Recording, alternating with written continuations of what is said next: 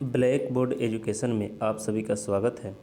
इसमें हम ऑप्टिक्स के ऑब्जेक्टिव क्वेश्चन जो है यह 2021 से लेकर के और 2009 तक के जितने भी बिहार बोर्ड में पूछे गए हैं ऑब्जेक्टिव क्वेश्चन फिजिक्स के, ऑप्टिक्स के, उसके बारे में अध्ययन करेंगे। अगर आप हमारे चैनल पर नए हैं तो हमारे चैनल को सब्सक्राइब कर लीजिएगा। अगर आपको पीडीएफ चाहिए तो आपको पीडीएफ भी इस टेलीग्राम पर मिल जाएगा। पहला क्वेश्चन कह रहा है the optical path is equal to, इसका अर्थ हुआ कि प्रकाशीय पथ बराबर होते हैं। किसके बराबर होते हैं? ऑप्शन ए कह रहा है रिफ्रैक्टिव इंडेक्स गुना पाथ लेंथ। ठीक है, मतलब अपवर्तनांक गुना पथ की लंबाई। दूसरा ऑप्शन है रिफ्रैक्टिव इंडेक्स बटा पाथ लेंथ, और फिर तीसरा है पाथ लेंथ और बाई रिफ्रैक्टिव इंडेक्स। तो देखिएगा यहाँ पर इसका राइट आंसर हो जाएगा ए रिफ्रैक्टिव इंडेक्स गुना पाथ लेंथ, मतलब अपवर्तनांक गुना लंबाई, इसलिए इसका राइट आंसर ए सही हो जाएगा। अगला क्वेश्चन कर रहा है which relation is correct for the magnifying power of a compound microscope. संयुक्त सूक्ष्मदर्शी की आवर्धन क्षमता के लिए कौन सा संबंध सही है?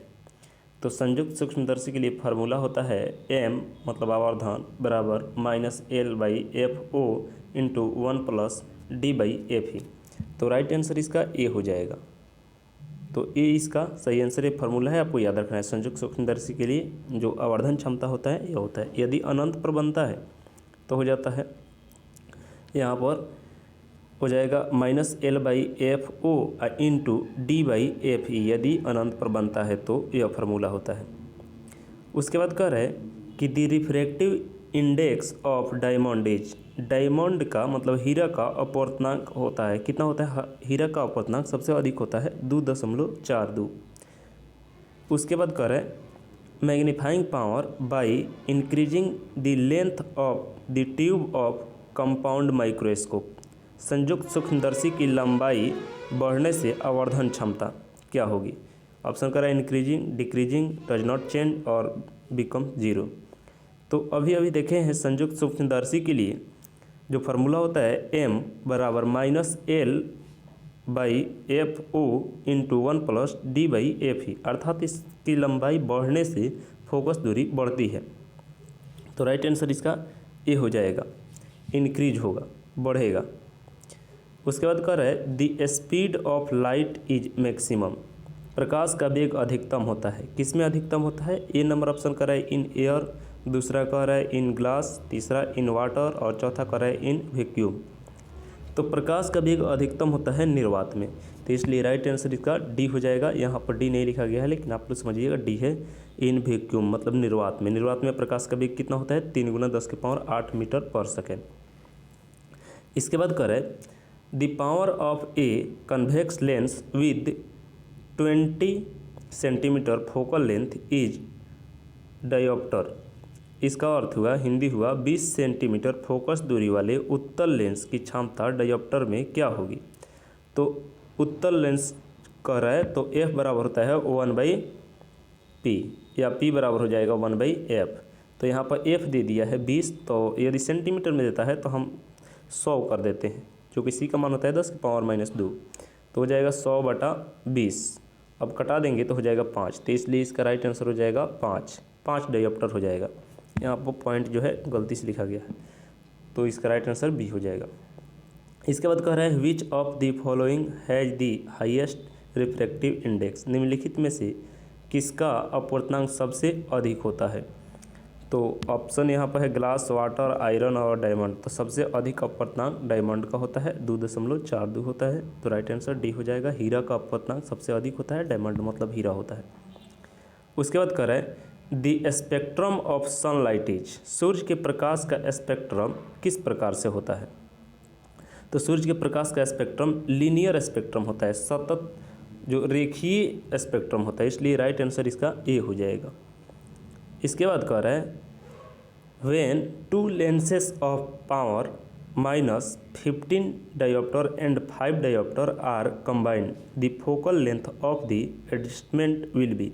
2 लेंस जिसकी क्षमता -15 डायोप्टर तथा +5 डायोप्टर है, तो संयुक्त करने पर, उसे संपर्कित करने पर समायोजन की फोकस दूरी होगी। जब दो लेंस आपस में सटे हुए रहते हैं तो उसका फार्मूला होता है 1/f plus 1/f1 plus 1/f2, 1/f बराबर, तो इसको जोड़ देंगे तो हो जाएगा आपका -15 और फिर 5 तो हो जाएगा आपका -10।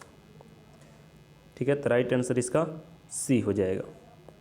उसके बाद कह रहा है cylindrical lens is use to remove the defect of the eye which is called. बेलनाकार लेंस का व्यवहार किया जाता है आंखों के उस दोष को दूर करने के लिए जिसे कहा जाता है, किस दोष को दूर करने के लिए किया जाता है। ऑप्शन है नियर साइटेड मतलब निकट दृष्टि दोष। उसके बाद कह रहा है एस्टिग्मेटिज, तो यह राइट आंसर हो जाएगा। इसका हिंदी होता है जारा दृष्टि दोष, तो बी इसका आंसर होगा। उसके बाद कह रहा है the colour of light due to, प्रकाश के रंग का कारण है, क्या कारण है। इट्स वेलोसिटी, ऑप्शन ए कह रहा है। उसके बाद इट्स फ्रीक्वेंसी, इट्स फेज और इट्स एम्पलीट्यूड। प्रकाश के रंग का कारण क्या है, तो उसकी आवृत्ति होती है, उसकी फ्रीक्वेंसी होती है। तो राइट आंसर यहाँ पर यह उल्टा पलटी लिखा गया है ABC, तो इसका आंसर हो जाएगा इट्स फ्रीक्वेंसी मतलब इसकी आवृत्ति।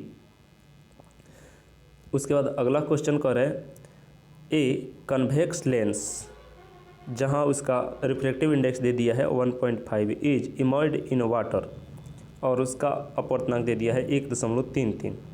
उसके बाद कह रहा है इट बिहेव, एक उत्तल लेंस जिसका अपवर्तनांक 1.5 है पानी में अर्थात अपने से कम अपवर्तनांक में डुबाते हैं तो उसका व्यवहार, तो अपने से कम अपवर्तनांक में जब डुबाते हैं तो उसके व्यवहार में कोई परिवर्तन नहीं होता है, इसलिए कन्वेक्स लेंस है तो कन्वेक्स लेंस ही होगा। जबकि यह अधिक अपवर्तनांक में डुबाया जाता तो वह उत्तल अवतल जैसा हो जाता और अवतल उत्तल जैसा, कन्वेक्स कनकेव जैसा और कनकेव कन्वेक्स जैसा हो जाता।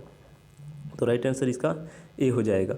उसके बाद कह रहा है a pulse of white light in incident normal to at glass slab from air which colour will come out first after leaving the slab. इसका अर्थ हुआ श्वेत प्रकाश का एक स्पंद हवा से शीशे के कांच के एक स्लैब पर अभिलंब आपतित होता है तो स्लैब के गमन के पश्चात सबसे पहले कौन सा रंग बाहर निकलेगा। तो राइट आंसर हो जाएगा ए ब्लू कलर, नीला रंग जाएगा। इसके बाद अगला क्वेश्चन कर रहा है an object is placed at A distance of 10 centimetre from A concave mirror of radius 15 centimetre the mirror will from.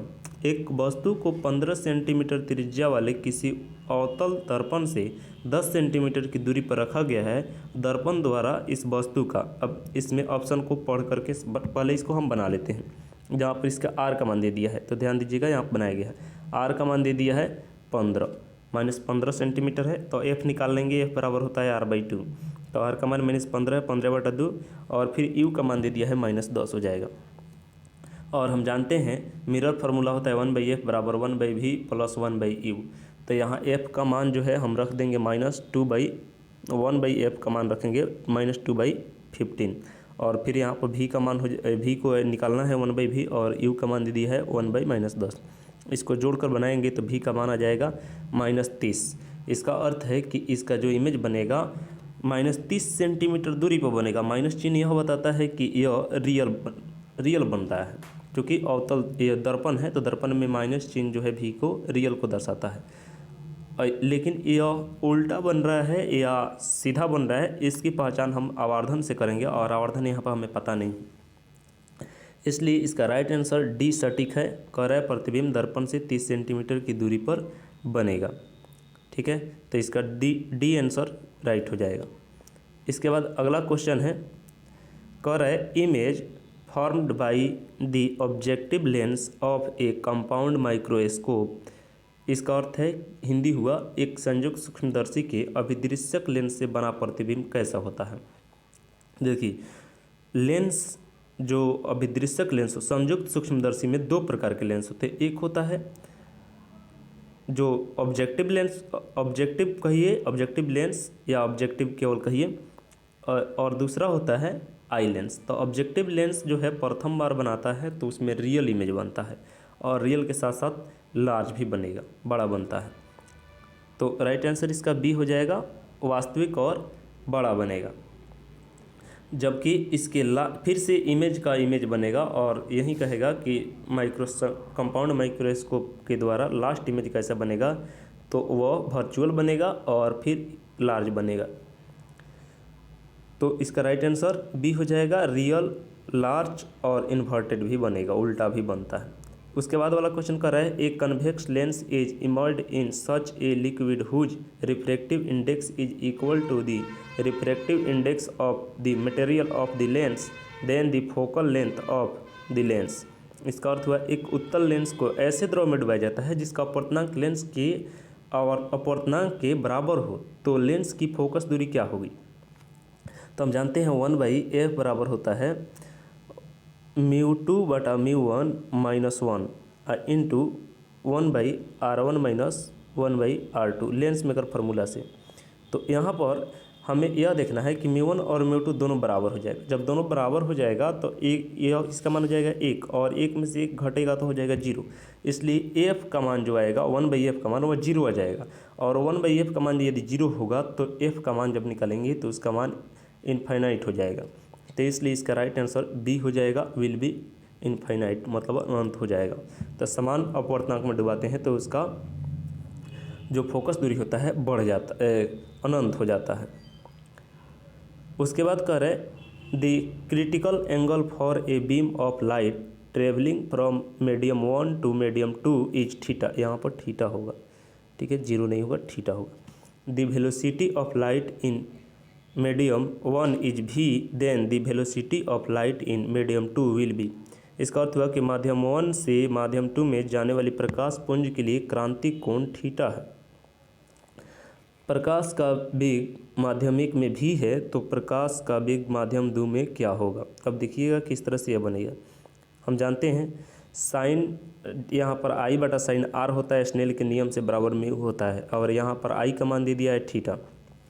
और क्रांतिक कोण तब बनता है जब अपवर्तन कोण 90 डिग्री का हो जाता है, तो यहाँ पर 90 कर दिए हैं। उसके बाद 1μ2 अपवर्तनांक को लिख दी है, तो इसको जब बनाइएगा तो μ2/μ1, और μ2 में जो वेलोसिटी है वह v2 है μ2 में, और μ1 में जो है v1 है। तो हम μ बराबर जानते हैं c/v1 हो जाता है, और फिर से लिखेंगे μ1 के लिए तो हो जाए μ2 के लिए तो c/v2 हो जाएगा। इसको सही से लिखिएगा तो फिर से आ जाएगा आपका v1/v2। और 1 में यदि अपवर्तनांक भी दे दिया है तो हम यहाँ से गुना करके v1 का मान निकाले हैं तो v2 sin थीटा आया, इसलिए v2 का मान हमें निकालना है तो v1/sin थीटा हो जाएगा, और v1 का मान दे दिया है v, इसलिए v/sin थीटा इसका राइट आंसर हो जाएगा। जो ऑप्शन में कह रहा है बी नंबर ऑप्शन में है, तो राइट आंसर इसका बी हो जाएगा। इसके बाद कह रहा है एक सूक्ष्मदर्शी को 1 इंच की दूरी पर अवस्थित वस्तु के लिए उपयोग किया जाता है। यदि m आवर्धन का मान 5 गुना है तो कह रहा है प्रयुक्त लेंस की फोकस दूरी क्या होगी। f का मान हमें निकाल लेना है, ठीक है।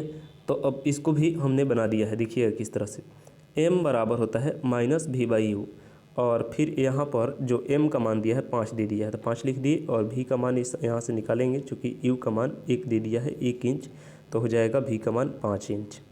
अब हम जानते हैं 1/f बराबर होता है 1/v - 1/u। अब इस फार्मूला का यूज करेंगे तो हो जाएगा 1/f, और फिर 1/v का मान जो है 5 हो जाएगा, और फिर -1/1। इसको बनाएंगे तो हो जाएगा हमारा f का मान -1.25। तो राइट आंसर इतना ही हो जाएगा जो ऑप्शन में अब देख रहे हैं कहाँ दिया है, डी नंबर में दिया है, ठीक है। क्रम से सजाइएगा इसको भी थोड़ा, यह ए ऑप्शन है, यह बी है, और फिर यह सी, और फिर यह डी है। तो राइट आंसर इसका यही हो जाएगा 1.25 इसकी फोकस दूरी हो जाएगी। उसके बाद अगला क्वेश्चन कह रहा है the lens use to correct for sightedness is, अब कह रहा है दूरदृष्टि दोष को दूर करने के लिए उपयुक्त होता है, ठीक है। यहाँ पर जो यह बात है यह आ गया है टाइप करते समय गलती से, इसे हमें नहीं देखना है। तो कह रहा है दूरदृष्टि दोष को दूर करने के लिए उपयुक्त लेंस कौन सा है। तो ध्यान दीजिएगा, निकट के लिए अवतल होता है, कनकेव लेंस होता है, इसके लिए कन्वेक्स लेंस होता है। तो राइट आंसर इसका ए हो जाएगा, उत्तल लेंस का उपयोग करते हैं। उसके बाद करें on which of following phenomenon is a light fibre communication based. प्रकाश तंतु संचार निम्न में से किस घटना पर आधारित होता है? तो इसका राइट आंसर हो जाएगा टोटल इंटरनल रिफ्लेक्शन।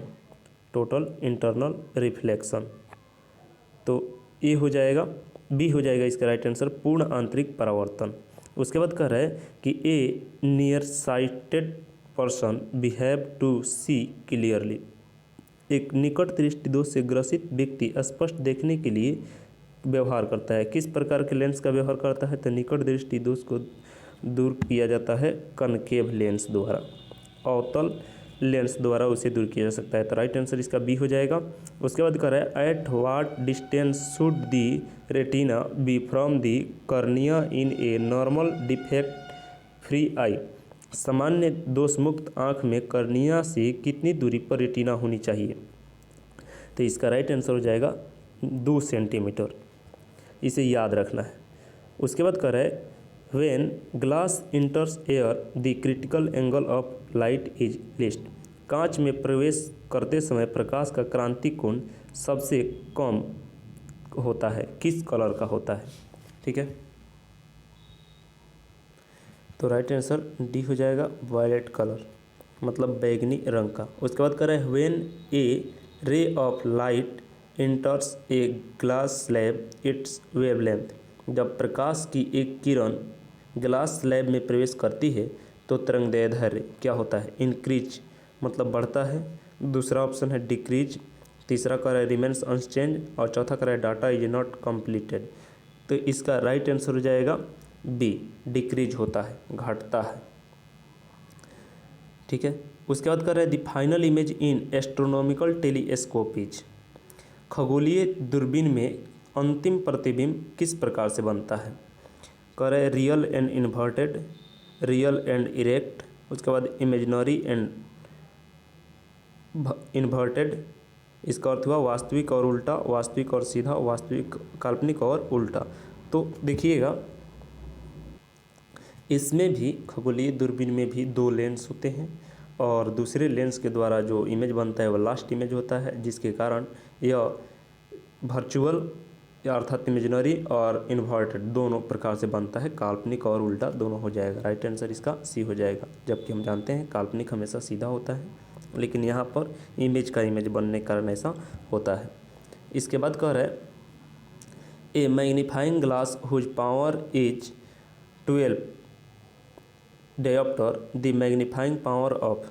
कह रहा है एक आवर्धक ग्लास जिसकी क्षमता 12 डायोप्टर है, इसकी आवर्धन क्षमता क्या होगी? तो हम जानते हैं m बराबर होता है 1 + d/f/e, जहाँ d जो होता है 25 सेंटीमीटर होता है और 25 यहाँ पर 25 रख देंगे सेंटीमीटर में, और फिर फोकस दूरी नहीं दिया है तो 1/f बराबर दे दिया है 12 डायोप्टर। इसमें 12 से गुना कर देंगे और 1 जोड़ देंगे तो हमारा जो m का मान आ जाएगा। तो 12 से जो आपको यहाँ पर 12 से 25 में गुना करेंगे और फिर 1 जोड़ेंगे तो आ जाएगा आपको इस प्रकार से 300 यह आएगा। तो 300 सेंटीमीटर को 3 हम मान लेंगे और फिर 3 और 1 कितना हो जाएगा आपका 4।